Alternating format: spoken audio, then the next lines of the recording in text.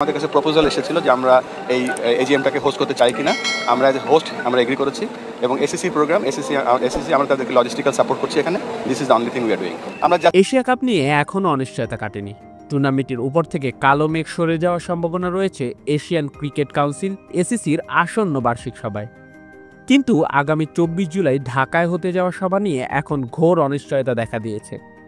ঢাকায় এসিসির বার্ষিক সাধারণ সভা অনুষ্ঠিত হলে তাতে নাকি অংশ নেবে না ভারতীয় ক্রিকেট বোর্ড বিসিসিআই। এমন আপত্তির কথা নাকি ইতিমধ্যে পাকিস্তান ক্রিকেট বোর্ড পিসিবি ও এসিসির চেয়ারম্যান মহসিন নাকভিকেও জানিয়েছে বিসিসিআই। এমন দাবি করেই একই সূত্রে বরাত দিয়ে খবর প্রকাশ করেছে ভারতের সংবাদ মাধ্যম ইন্ডিয়া টুডে। সম্প্রতি ভারত বাংলাদেশের মধ্যে যে রাজনৈতিক টানাপোড়েন তৈরি হয়েছে তারই কারণে ঢাকায় সবাই অংশ নেবে না বিসিসিআই বলে জানিয়েছে সংবাদ মাধ্যমটি।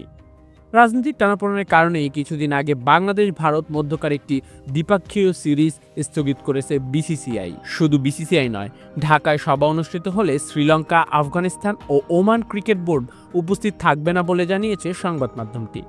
অবশ্য এখন পর্যন্ত বোর্ড আনুষ্ঠানিকভাবে কিছুই জানায়নি। অন্য কোথাও আয়োজন করা হলে বিসিসিআই সবাই যোগ দেবে বলে জানিয়েছে ভারতের গণমাধ্যমটি। ভেন্যু পরিবর্তনের জন্য ইতিমধ্যে ভারত অনুরোধ করেছে বলে জানা গেছে। ভিডিওটি দেখার জন্য অসংখ্য ধন্যবাদ। নিত্য নতুন এমন ভিডিও পেতে হলে আমাদের চ্যানেলের সঙ্গেই থাকুন, সাবস্ক্রাইব করুন, ভালো লাগলে অবশ্যই লাইক করুন। ভিডিও সম্পর্কে যে কোনো মন্তব্য করতে পারেন আমাদের কমেন্ট বক্সে। ধন্যবাদ।